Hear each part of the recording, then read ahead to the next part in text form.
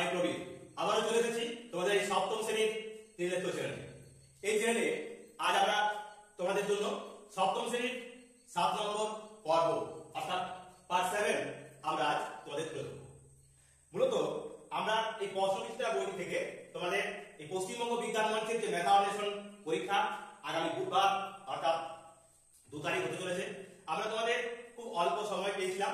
অল্প সময়ের মধ্যে আমরা বলেছিলাম যে 10টা তোমাদের আমরা পর্ব তুলে ধরব। তো একাধিক দুটো করে পর্ব তুলে ধরছি, কারণ সময় খুব কম। সেই কারণে সংক্ষিপ্ত সময়ের মধ্যে তোমাদের যাতে করে প্রস্তুতি চূড়ান্ত পর্বে আমরা তুলে ধরতে পারি, সেই কারণে এই পর্বগুলোকে ছোট ছোট পর্ব কিন্তু বেশি করে কিছু অঙ্ক বা সমস্যা তোমাদের সমাধান করে দিচ্ছি, যাতে করে এই পশ্চিমবঙ্গ বিজ্ঞান মঞ্চের মেধা অন্বেষণের যে 30 নাম্বার রয়েছে 7 এর পরীক্ষার জন্য গণিত বিষয়টিতে, সেই 30 নাম্বার পরীক্ষায় তোমরা 30 কে 30 পেতে পারো সেই লক্ষ্যে। যদিও এটা যথেষ্ট নয়, এর চেয়েও কিন্তু বেশি আরো তোমাদের প্রস্তুতি নিতে হবে, কারণ গণিতের পরীক্ষায় যে 30 নাম্বার রয়েছে সেই 30টি নাম্বারের জন্য আরো বেশি তোমাদের প্রস্তুতি নেওয়া দরকার। তা সত্ত্বেও বলবো যে আমরা যে সমস্ত অঙ্কগুলো তোমাদের দিচ্ছি সেই গুরুত্বপূর্ণ প্রশ্নগুলোর সমাধান এই কারণেই করে দিচ্ছি, কারণ এই প্রশ্নগুলোর মধ্যে কিন্তু বেশ কিছু প্রশ্ন তোমরা কমন পাবে। তো সেই কারণে বলবো যে এই বইটির সম্পূর্ণ যে সমস্ত আমরা 10টা ভিডিও তোমাদের আপলোড করছি, সেই 10টা ভিডিও কিন্তু প্রতিটি অঙ্কের সমাধান তোমাদের দেখে নিতে হবে এবং সেই সঙ্গে সঙ্গে প্রত্যেকটি অঙ্ক বাড়িতে তোমাদের অনুসরণ করতে হবে। তো চলো আজ আমরা শুরু করছি। এখানে তোমরা যে প্রশ্নগুলো দেখতে পাবে, দেখো এখন যে প্রশ্নগুলো তোমরা দেখতে পাচ্ছ এই প্রশ্নগুলির সমাধান আমরা আমাদের এই পর্বে তুলে ধরব। তো সেই কারণে আমি আমার সকল ভিউয়ার্স তথা সচেতন অভিভাবক এবং প্রিয় ছাত্রছাত্রীদের কাছে আবেদন রাখবো যে তোমরা প্রতিটি অঙ্কের সমাধান সম্পূর্ণরূপে দেখবে, অর্থাৎ সম্পূর্ণ ভিডিওটা দেখবে, সেই সঙ্গে লাইক, কমেন্ট এবং শেয়ার করবে। আর তার সাথে সাথে অবশ্যই সুখবর দিয়ে রাখি যে আমরা আজ 500 অতিরিক্ত সাবস্ক্রাইবার তোমাদের এক প্রকার ভালোবাসা এবং তোমাদের আন্তরিকতার জন্য আমরা পেয়েছি। আগামী দিনে আরো বেশি মাত্রায় সাবস্ক্রাইবার আমাদের সঙ্গে জুড়বে এই আশা ভরসা রেখে আমরা এইভাবে তোমাদেরকে নতুন নতুন এইরকমই ভিডিও আপলোড করব। তো সেই কারণে বলবো তোমরা সকলে যারা রয়েছো, যারা দেখছো আমাদের ভিডিও, তারা সবাই অবশ্যই আমাদের চ্যানেলটিকে সাবস্ক্রাইব করবে। তো চলো আজ আমরা শুরু করছি। একের দাগে এতে কি বলেছে দেখো, প্রশ্নে বলা রয়েছে a to the power x to the power a minus b into x to the power b minus c into x to the power c minus a এর সরলতম মান x to the power a minus b into x to the power b minus c into x to the power c minus a সমান সমান দিয়ে আমরা কি করব, এরকম ধরনের অঙ্ক থাকলে তোমাদের কি করতে হবে না, যেহেতু এখানে চল একটি আছে x, অর্থাৎ বেস এখানে x, এবার আর যে পাওয়ার গুলো সেই পাওয়ার গুলো কি হয় গুণের সময় যোগ হয়ে যায়, তাহলে a minus b plus b minus c plus c minus a। এখন প্লাস এ মাইনাস এ কেটে যাবে, মাইনাস b প্লাস b কেটে যাবে, মাইনাস c প্লাস c কেটে যাবে, তাহলে কি পাচ্ছি না x টু দি পাওয়ার 0। যদি পাওয়ার 0 হয়ে যায় অর্থাৎ কোন চলের পাওয়ার 0 হলে তখন সেটা হয়ে যাবে 1। তো এই হলো আমাদের এই পর্বের একের দাগের অঙ্কের সমাধান এ। এবার দেখো বি, অর্থাৎ অপশন এখানে রয়েছে, অপশন দেওয়া আছে, তাই একের অপশনটা হবে সঠিক উত্তর। এবার দেখো বি এর দাগে, বি এর দাগে আমাকে বলেছে একটি বর্গক্ষেত্রের পরিসীমা 4l + 8 একক হলে উহার বাহু দৈর্ঘ্য কত। আমরা কি জানি না 4 * বাহু সমান সমান বর্গক্ষেত্রের পরিসীমা। এখানে বর্গক্ষেত্রের পরিসীমা দেওয়া আছে 4x + 8, এটা দেওয়া আছে 4x + 4m + 8, 4m + 8। তো আমরা কি করব, এখানে 4 কমন নিয়ে নিচ্ছি, তাহলে কি পাচ্ছি না m + 2। এখন 4 * বাহু সমান সমান করে পরিসীমা, তাহলে এই 4 করে কাটা গেল, তার মানে কি পাচ্ছি অতএব বাহু সমান সমান কত হবে না m + 2। অর্থাৎ অপশন এক্ষেত্রে আমরা পাচ্ছি কোন অপশনটা, অপশন 3। অপশন 3 হবে এক্ষেত্রে বি এর দাগের প্রশ্নের সমাধান। তো দেখো এবার সি এর দাগের অঙ্ক কি বলেছে না, সি এর দাগের অঙ্ক বলেছে x - 5 তার হোল স্কয়ার সমান সমান বলা আছে x square plus kx plus 25, বা আমরা এভাবেও লিখতে পারি, এই অংশটাকে ভেঙে দিতে পারি। তাহলে ভাঙলে কি হবে না x স্কয়ার মাইনাস 5 দিয়ে 10x প্লাস 25 সমান সমান x square plus kx plus 25, বা x স্কয়ার আছে সমানের বাঁ দিকে সমানের ডান দিকে ফেলে দিলাম, 25 আছে সমানের বাঁ দিকে এবং সমানের ডান দিকে ফেলে দিলাম। এখন এই kx সমান সমান হলো মাইনাস 10x, তাহলে লিখব বা kx সমান সমান মাইনাস 10x।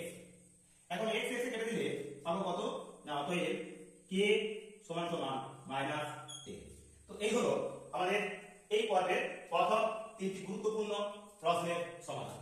এরকম গুরুত্বপূর্ণ প্রশ্নগুলি আমরা এই পর্বে রেখেছি যাতে করে তোমরা তোমাদের এই পশ্চিমবঙ্গ বিজ্ঞান মঞ্চের মেধা অন্বেষণ 2024 পরীক্ষায় 30 কে 30 নাম্বার পেতে পারো, সেই লক্ষ্যে এবং প্রশ্নের ধরন সম্পর্কে তোমাদের একটা ধারণা জন্মায়, সেই কারণেই আমরা এই ধরনের প্রশ্নগুলোকে রেখেছি। আগামী দিনে আমরা এর চেয়ে আরো গুরুত্বপূর্ণ প্রশ্নের সমাধান তোমাদের তুলে দেব, কিন্তু যেহেতু আমাদের হাতে খুব সময় খুব কম, সেই কারণে তোমাদেরকে আমরা বাছাবাছি প্রশ্নের কিছু সমাধান তুলে ধরছি। তো চলো এবার আমরা চলে যাবো আমাদের এই পর্বের বাকি অঙ্কগুলির সমাধান। একের দাগে ডি এর প্রশ্ন। একের দাগে ডি তে কি বলা রয়েছে, এখানে বলা আছে 1/3 ইনটু 1/5 সমানুপাতিক স্টার আছে ইনটু 3/10। তার মানে এখানে যে স্টারটা রয়েছে কোন পদ্ধতিতে হবে, প্রথম দ্বিতীয় তৃতীয় পদ, এটা হলো তৃতীয় পদ। তৃতীয় পদ বা স্টার সমান সমান তাহলে কি হবে, এখন আমরা জানি তৃতীয় পদ সমান প্রথম পদ গুণ চতুর্থ পদ অর্থাৎ 3/10 বাই হবে দ্বিতীয় পদ অর্থাৎ 1/5। যেহেতু ভগ্নাংশ আকারে আছে আমরা 1/5 কে ভাগ থেকে গুণ আকারে নিব, তাহলে কি করব উল্টে নেব অর্থাৎ 5/1 এইভাবে লিখব। এখন কাটাকাটি করলে 3 থেকে কাটা যাবে, 5 2 হবে 10 সমান সমান পাবো আমরা 1/2। তাহলে 1/2 হবে এই স্টার অংশের মান, অর্থাৎ তৃতীয় পদটা হবে 1/2। মানে এক্ষেত্রে এর মাত্রা সংখ্যা হবে কত না 360/70।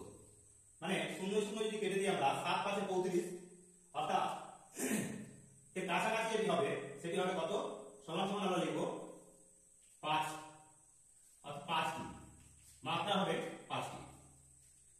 এখানে 5 আমরা লিখব কারণ 5 7 35 হচ্ছে, বাকি থাকছে এখানে আমরা 5 কে মাত্রা হিসেবে নেব। এবার 2 এর দাগের অঙ্ক। 2 এর দাগের অঙ্কে বলা আছে 2 এর a তে কি বলা রয়েছে না, এক্ষেত্রে বলা রয়েছে ঘন্টায় x কিমি বেগে y কিমি ঘন্টায় যেতে x y z এর মধ্যে সম্পর্ক কি হবে। তাহলে এভাবে লিখতে পারি যে x কিমি যায় সমান সমান 1 ঘন্টা, সুতরাং এই y কিমি যায় সমান 1/x ইনটু y সমান সমান y/x ঘন্টা।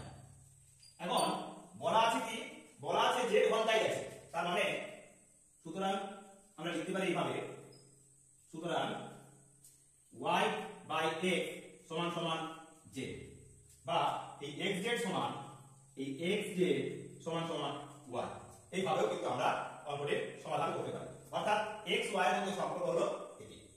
তো এই হলো আমাদের এই পর্বের অত্যন্ত গুরুত্বপূর্ণ 6টি অঙ্কের সমাধান।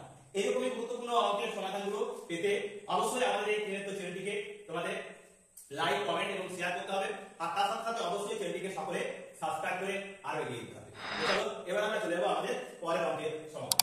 এবার দেখো 2 এর দাগের বি কি রয়েছে, এখানে বলা আছে -yk রাশিটি y এর সহগ কত হবে। রাশির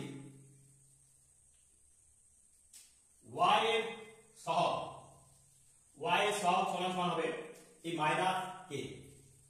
-k হলো এর সহগ, তাহলে এটা হবে এর উত্তর।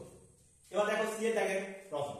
সি এর দাগের প্রশ্নে কি বলা রয়েছে না AB সমান সমান, এখানে দুটো শূন্যস্থান দেওয়া রয়েছে এবং শূন্যস্থানে আমরা জানি কি AB সূত্রটা এখানে বসলেই হবে। তাহলে কি হবে সূত্রটা না a + b বাই 2 তার whole square minus a minus b by 2 তার হোল স্কয়ার।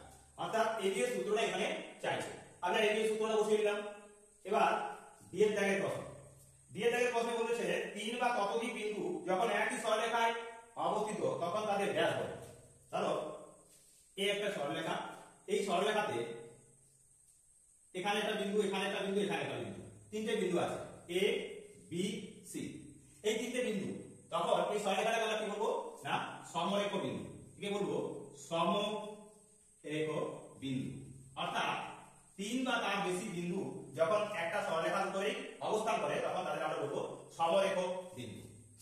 এবার দেখো এই পর্বের শেষ অঙ্ক কি বলছে?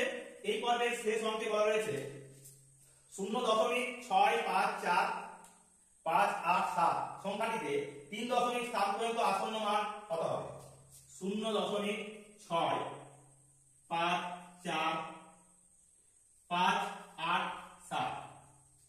এক্ষেত্রে 3 দশমিক স্থান পর্যন্ত মানে 0.654, কিন্তু তার পরের সংখ্যাটা আমাদের দেখতে হবে, যেহেতু আসন্ন মানে আছে তার পরের সংখ্যাটা 5 বা তার বেশি থাকলে এই 3 পর্যন্ত যে সংখ্যা সেটা কি হবে? 1 যোগ হবে। আর যদি তার থেকে ছোট হয় অর্থাৎ 5 বা তার চেয়ে ছোট হয়, 5 এর চেয়ে ছোট হয়, তাহলে কিন্তু যা আছে তাই থাকবে। তাহলে এখন দেখা যাচ্ছে এই 3 দশমিক স্থানের পরে রয়েছে 5, সেই কারণে এই অংশটিতে উত্তরটা হয়ে যাবে কি 3 দশমিক স্থান পর্যন্ত আসন্ন মানে উত্তরটা হবে 0.655। এটি হবে আমাদের এই পর্বের শেষ অঙ্ক। তো এই হলো আমাদের আজকের পর্বের মোট 11টি প্রশ্নের সমাধান। এরকমই গুরুত্বপূর্ণ প্রশ্নগুলির সমাধান এরকম ভাবে আমরা ছোট ছোট আকারে তোমাদের তুলে ধরবো, যাতে করে তোমরা পরবর্তী ক্ষেত্রে 30 নম্বরের যে পরীক্ষা সেই পরীক্ষা অর্থাৎ 2রা অক্টোবর যে পরীক্ষা হতে চলেছে অর্থাৎ পশ্চিমবঙ্গ বিজ্ঞান মঞ্চে মেধা অন্বেষণের পরীক্ষায়, সেই পরীক্ষায় তোমরা ভালোভাবে প্রশ্নগুলির সমাধান করতে পারো, সেই লক্ষ্য নিয়ে আমরা আমাদের এই পর্বগুলো সাজিয়েছি। তো 10টি পর্বের এটি হলো আমাদের 7ম পর্ব। যারা এতক্ষণ ধরে আমাদের এই পর্বটি দেখলে তাদেরকে অসংখ্য ধন্যবাদ। সেই সঙ্গে প্রত্যেকের কাছে আবারও আবেদন যে প্রত্যেকটি ভিডিও সম্পূর্ণরূপে দেখে লাইক, কমেন্ট এবং শেয়ার করে তার সাথে সাথে অবশ্যই চ্যানেলটিকে সকলে সাবস্ক্রাইব করে অন্যান্য বন্ধু বান্ধবদের মধ্যে ছড়িয়ে দাও। আজকের মতো এখানে ভিডিও শেষ করছি।